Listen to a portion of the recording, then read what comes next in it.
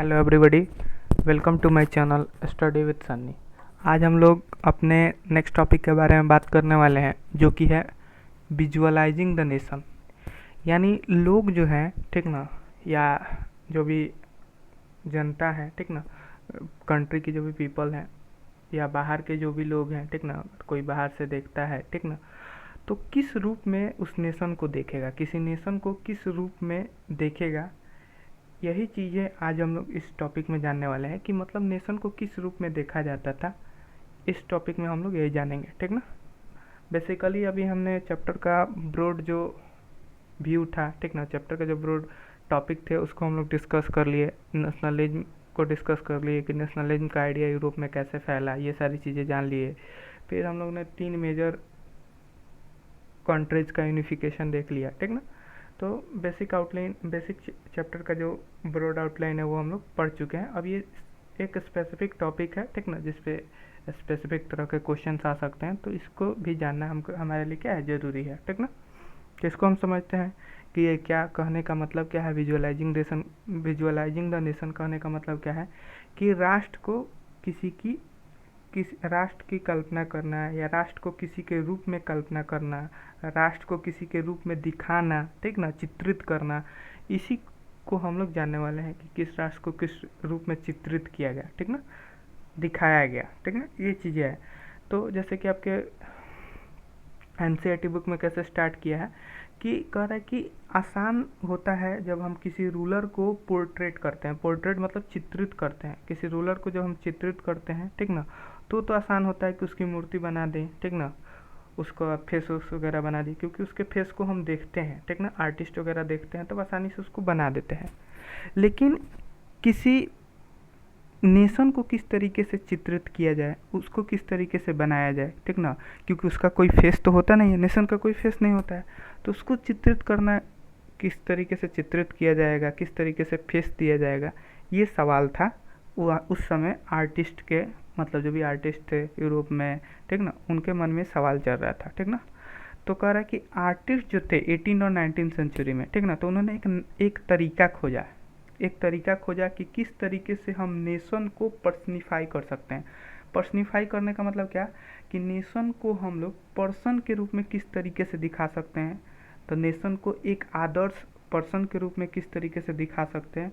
तो उन्होंने एक तरीका इसके लिए खोज लिया कि अब हम लोग क्या करेंगे, नेशन को एक आदर्श पर्सन के रूप में दिखाएंगे, ठीक ना, या नेशन का एक ऐसा आदर्श रूप ग्रहण कराएंगे, ठीक ना, पर्सन का, ठीक ना। इस तरीके से उन्होंने पर्सनिफिकेशन, एक तो इंग्लिश वर्ड है, ठीक ना, जिसका मतलब क्या होता है, किसी को, मतलब किसी का रूप दिखाना, ठीक ना, किसी को पर्सन के रूप में दिखाना, वही क्या कहता है, पर्सनिफिकेशन कहलाता है, ठीक ना। तो वही कह रहा है कि उन्होंने क्या किया कि एक नया तरीका निकाला कि नेशन को वो क्या करेंगे, एज ए पर्सन के रूप में दिखाएंगे, एक आदर्श पर्सन के रूप में दिखाएंगे, ठीक ना। तो वही देखिए, वही क्या लिख रहा है, इन अदर वर्ड्स, दूसरे शब्दों में कहा जाए तो they represented a country if it were a person, ठीक ना। दूसरे शब्दों में मतलब कहने का मतलब है कि दूसरे शब्दों में इसको किस तरीके से बोलेंगे कि ये क्या है, एक पर्सन है, ठीक ना, जो क्या कर रहा है, पूरे कंट्री को क्या कर रहा है, रिप्रेजेंट कर रहा है, ठीक ना, पूरे कंट्री को जो रिप्रेजेंट कर रहा है वही क्या कहलाएगा, उसी को हम बोलेंगे कि ये पर्सन, ये नेशन का पर्सिफिकेशन है, ठीक ना। तो यहाँ पे यही चीज़ें की गई, ठीक ना। तो उन्होंने क्या किया, अब उन्होंने किस चीज़ को चुना, तो उन्होंने एक फीमेल फॉर्म को चुना, ठीक ना। इस चीज़ के लिए किसको चुना, फीमेल फॉर्म, ठीक ना। फीमेल फॉर्म मतलब जो महिलाओं का रूप है, ठीक ना, उसको चुना उन्होंने। किस चीज़ के लिए, पर्सनिफिकेशन करने के लिए, ठीक ना, मतलब पर्सन के रूप में दिखाने के लिए, एक आदर्श पर्सन के रूप में दिखाने के लिए, ठीक ना, नेशन को उन्होंने फीमेल को चुना। क्यों फीमेल को चुना, क्योंकि फीमेल ज़्यादा काइंड होती हैं, बेनिवोलेंट होती हैं, ठीक ना। इस तरीके से उन्होंने क्या किया, फीमेल को ही चुना, और पहले भी फीमेल को ही चुना गया था, ठीक ना। इस कारण से अभी के जो आर्टिस्ट हुए, जब नए नए जो नेशन स्टेट बन रहे थे, उनको दिखाने के लिए उन्होंने फीमेल फॉर्म को ही इस बार भी चुना, ठीक ना। और ये जो फीमेल फॉर्म जिसको वो लोग चुनते थे, ये कोई रियल वुमेन नहीं थी, ठीक ना, ये समझिएगा, ये कोई रियल वुमेन नहीं थी, मतलब इनका ऐसा नहीं था कि वो वुमेन इस देश की कोई व्यक्ति हैं, ठीक ना, या कहीं की व्यक्ति हैं, ऐसा कुछ नहीं था। वो एक काल्पनिक मतलब चेहरा था जिससे पूरे देश की फीलिंग्स पता चलती थी या पूरे देश का थॉट पता चलता था, ठीक ना। इस तरीके से वो लोग क्या करते थे, मतलब उसको एज ए सिंबल के रूप में दिखाते थे कि हाँ इस देश मतलब उसको एज ए जो भी मतलब फिगर होते थे या जो भी पोर्ट्रेट होती थी उसको एज ए सिंबल के रूप में दिखाते थे कि हाँ ये देश का क्या है, इस तरीके का आइडिया है। मतलब उसको सिंबल के रूप में आइडिया को क्या करने का, आइडिया को देने का प्रयास करते थे वो लोग, ठीक ना। अब्स्ट्रैक्ट आइडिया समझिएगा। अब्स्ट्रैक्ट आइडिया मतलब क्या, कि भावात्मक विचार, मतलब जिसको आप टच नहीं कर सकते, ठीक ना। अब्स्ट्रैक्ट आइडिया को वो लोग क्या करते थे, मतलब आइडिया तो जाहिर सी बात है, जैसे आप नाउन पढ़े होंगे तो नाउन अब्स्ट्रैक्ट नाउन है। आइडिया जो भी होते हैं क्या कैसे होते हैं, अब्स्ट्रैक्ट नाउन होते हैं, तो मतलब वो क्या होते हैं, उसको टच नहीं कर सकते। तो इन्होंने क्या किया, उस आइडिया को एक कॉन्क्रीट फॉर्म दे दिया, उस आइडिया को एक ठोस रूप दे दिया, ठीक ना। पोर्ट्रेशन करके, चित्रण करके उन्होंने एक आइडिया को ठोस रूप दे दिया, ठीक ना। और इस कारण से इसलिए क्या हो गया, ये जो फीमेल फिगर बना ना, फीमेल जो भी चित्रण होता था, फीमेल की जो भी चित्र गठित की जाती थी, ठीक ना, बनाया जाता था, became an allegory of the nation. Allegory क्या होता है समझिएगा। एलिग्री मतलब हिंदी अर्थ अगर आप देखेंगे तो एलिग्री का मतलब होता है रूपक। मतलब किसी देश का किस रूप में देखा जाता है वही क्या कहलाता है, एलिग्री। तो समझिएगा एलिग्री क्या होता है। हिंदी का अर्थ तो समझ गए कि एलिग्री मतलब रूपक, ठीक ना। तो एलिग्री को हम क्या कैसे बोलेंगे, कि जब किसी अब्स्ट्रैक्ट आइडिया को, अब्स्ट्रैक्ट आइडिया मतलब समझ गए ना, अभी मैंने बताया अब्स्ट्रैक्ट आइडिया मतलब जो भावात्मक विचार हैं। भावात्मक विचार किसी तरीके के हो सकते हैं, जैसे ग्रीड, लालच, एनबी, जलन, फ्रीडम, आज़ादी, ठीक ना। इन सारे जो भी विचार हैं, जब उनको हम किसी पर्सन के साथ, किसी व्यक्ति के साथ या किसी वस्तु के साथ एक्सप्रेस करते हैं, ठीक ना, उस विचारों को, मतलब जो भी अब्स्ट्रैक्ट विचार हैं, अब्स्ट्रैक्ट आइडिया हैं, जब उनको एक्सप्रेस करते हैं, उनको जब हम किसी व्यक्ति के थ्रू या किसी वस्तु के थ्रू दिखाते हैं, तो उसको क्या बोला जाता है, एलिग्री। उसको क्या बोला जाता है बाबू, एलिग्री बोला जाता है, ठीक ना। तो आपसे क्वेश्चन पूछा जाएगा एलिग्री मतलब क्या होता है, तो आप आसानी से बता देंगे एलिग्री का मतलब क्या होता है, ठीक ना। यहाँ तक चीज़ें क्लियर हो गई। तो इसी तरीके का एलिग्री क्या हो गया, आपको फ्रेंच रेवोल्यूशन में भी देखने को मिला होगा। इसी तरह का एलिग्री आपको कहाँ देखने को मिला होगा, फ्रेंच रेवोल्यूशन। यानी जब हम लोग फ्रेंच रेवोल्यूशन पढ़ रहे थे तो उसमें हम लोग ने इस तरह के एलिग्री देखे थे, क्लास 9th में भी इस चीज़ को देखे थे, ठीक ना। कि क्लास 9 में जैसे कि लिबर्टी को जब दिखाना होता था, यानी लिबर्टी जैसे विचार को दिखाना होता था, तो उन्होंने किस चीज़ का इस्तेमाल करते थे, रेड कैप का इस्तेमाल करते थे, ठीक ना।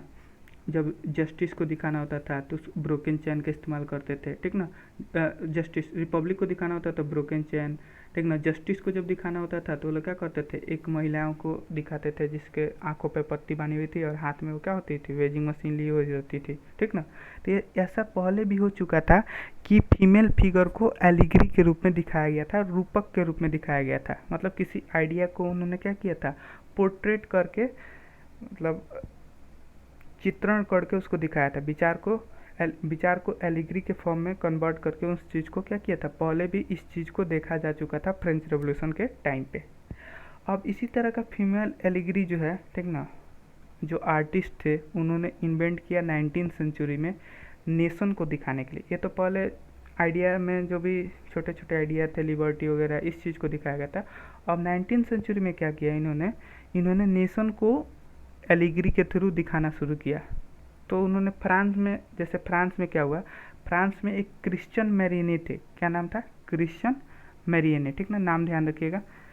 इनको क्या किया गया, इनको पोर्ट्रे किया गया, इनको क्या किया गया, पोर्ट्रे किया गया, ठीक ना। मतलब पूरे फ्रांस को इनके फॉर्म में दिखाने का प्रयास किया गया, मतलब पूरे फ्रांस को इनके एलिग्री के फॉर्म में दिखाने का प्रयास किया गया, ठीक ना, दिखाया गया, ठीक ना। क्यों इनको दिखाया गया, क्योंकि पहले भी बता दिया, हम एक बार बात ध्यान रखिएगा कि जो ये एलिग्री होते थे कोई रियल वोमेन नहीं होती थी, ये बात ध्यान रखना है आपको बस, ठीक ना। कोई रियल वोमेन ये नहीं होती थी, ठीक ना। ये एक काल्पनिक उनकी थॉट होती थी, ठीक ना, जो आर्टिस्ट होते थे। और इसके थ्रू वो पूरे नेशन को सिम्बलाइज करना चाहते थे कि मतलब इस जो वो पोर्ट्रे बनाते थे, जो चित्रण बनाते थे, ठीक ना, जो भी फीमेल एलिग्री बनाते थे, उसके थ्रू वो कुछ आइडियाज़ को दिखाना चाहते थे कि ये नेशन किस आइडिया पे चल रहा है, किस आइडिया के बिहाफ पे रन कर रहा है, ये सारी चीज़ें थी, ठीक ना। और क्रिश्चियन क्या है, एक पॉपुलर नेम हुआ था, मतलब पॉपुलर नेम था, ठीक ना, जिसका जो क्या करता था, पूरे पीपल जितने भी नेशन में जो लोग होते थे उसके आइडिया को डिस्क्राइब करता था, ये मैंने पहले भी बता दिया, ठीक ना। अब देखिए, जो स्टेचू ऑफ मैरिनेट था, ठीक ना, उसको पब्लिक स्क्वायर में भी लगाया जाता था, मतलब पब्लिक स्क्वायर मतलब रास्ते पर भी, ठीक ना, रास्ते जहाँ गार्डन वगैरह होते थे, ये सारे जगहों पर भी लगाया जाता था। किस चीज़ के लिए? कि वो लोग याद दिला सके, किस चीज़ का याद दिला सके, कि हमारे जो सिंबल हैं, जो राष्ट्रीय जो हमारा सिंबल है, चिन्ह है, ठीक ना, वो क्या है कि हम लोग एक रहें, मतलब इसके थ्रू वो लोग राष्ट्र में एकता बनाने का प्रयास करते थे, ठीक ना। और इसके थ्रू लोग मतलब जो भी राष्ट्रीय, जो भी उस देश के लोग होते थे, उनको दिखाने का प्रयास करते थे कि हम लोग को एक रहना चाहिए, हमारा यही मतलब सिंबल के थ्रू सारी चीज़ें मतलब दिखाने का प्रयास करते थे। और इससे हम लोगों को, जैसे कोई देश, बाहर का देश देखेगा तो इसको हमको क्या करेगा, एक रूप में देखेगा, मतलब बाहर से हम लोग सब क्या लगेंगे, एक जैसे लगेंगे, ठीक ना। इस तरीके से उन्होंने प्रयास किया था, ठीक ना। जो मारियाना का जो इमेज था उसको कॉइन और स्टैम्प्स पर भी बनाया गया, ठीक ना।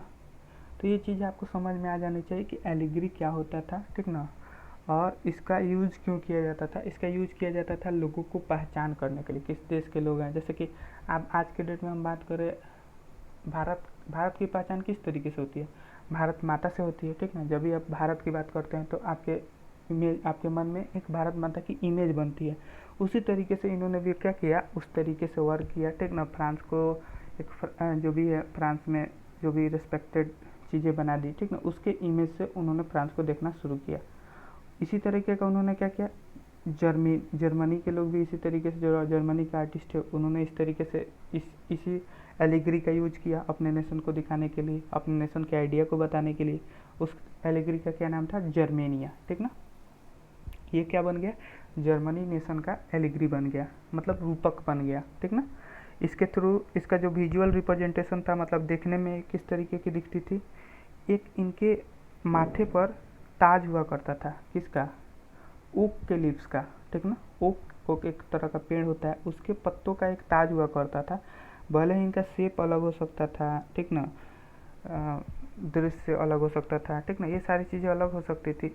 दृश्य कह रहे हैं, शेप अलग हो सकता था, कलर अलग हो सकता था, ठीक ना, अलग अलग रूप हो सकता था, लेकिन इनको पहचानने का तरीका क्या था कि इनके चेहरे पर एक ताज हुआ करती थी, ठीक ना। और ये ताज क्या थी, इसमें जर्मनी में जो ओक का मतलब है वो क्या है, हीरोइज्म से दिखाता है, ठीक ना, मतलब बहादुरता करके, मतलब वही मैंने बताया ना कि एक ये जो एलिग्री बनाई जाती थी उससे क्या दिखाने का प्रयास करते थे, लोग दिखाने का प्रयास करते थे कि मतलब ये इस देश का क्या, मतलब किस तरीके से देश के लोग हम मतलब इंटरप्रेट करेंगे, ठीक ना, देश के लोग अपने आप में किस तरीके से यूनिटी से रहेंगे, ठीक ना, देश की बहादुरता के बारे में दिखाएंगे, ठीक ना, कि देश एक वीर का देश है, ठीक ना। इस तरीके से जो लोग क्या करने का प्रयास करते थे, मतलब एलिग्री के थ्रू दिखाने का प्रयास करते थे। यहाँ तक आपको चीज़ें क्लियर हो गई हैं, उम्मीद करता हूँ कि आपको सारी चीज़ें समझ में आ गई हूँ। एलिग्री क्या होता है, यहाँ से क्या क्वेश्चन बनेगा, यहाँ से कुछ खास क्वेश्चन नहीं बनेगा। एक क्वेश्चन बन सकता है, एलिग्री क्या होता है, 1 मार्क्स में आपका क्वेश्चन पूछा जाएगा, ठीक। एक क्वेश्चन आपसे बन जाएगा क्या, एक क्वेश्चन आपसे बनेगा कि क्रिश्चियन, जो वो मैंने नाम बताया क्रिश्चियन मैरियाना, ये कौन था। तो आप बता सकते हैं कि फ्रांस की एलिग्री थी, ठीक ना। जर्मेनिया कौन था, तो जर्मेनिया क्या था, एलिग्री था जर्मन नेशन का, ठीक ना। इस तरीके से आप क्या कर सकते हैं, बना सकते हैं क्वेश्चन। एक क्वेश्चन आप बना सकते हैं, what is allegory, describe the allegory use in France and Germany. तो उसको भी आप क्या कर सकते हैं, आसानी से लॉन्ग आंसर क्वेश्चन में इन सारे क्वेश्चंस को बना सकते हैं। तो उम्मीद करता हूँ कि आपको सारी चीज़ें समझ में आए होंगे। एक आपके बुक में टेबल दिया है, ठीक ना, जिसको हम अच्छे से देख लेंगे। आपको ये टेबल क्या करना होगा, अपने नोट्स में भी लिखना होगा, ठीक ना, और इस टेबल को याद भी कर लेना होगा। मीनिंग एंड सिंबल करके एक टेबल दिया है आपके बुक में नेक्स्ट पेज में, तो इसको आपको याद कर देना है कि ब्रोकन चेन का मतलब क्या होता था, ठीक ना, इसका क्या मतलब होता था, मतलब इसको सिंबल के तौर पर दिखाया गया था और इसका मतलब क्या होता था, ठीक ना। ब्रेस्ट प्लेट का क्या मतलब होता था, क्राउन ऑफ ओक्लिप्स, ठीक ना। इस तरीके से आपको सारी चीज़ें ध्यान रखनी होगी। उम्मीद करता हूँ कि आपको सारी चीज़ समझ में आई होंगी। कल हमारा क्या होगा, चैप्टर का लास्ट टॉपिक होगा, ठीक ना। कल हमारा चैप्टर द एंड हो जाएगा। मिलेंगे नेक्स्ट क्लास में, तब तक के लिए ओके, थैंक यू।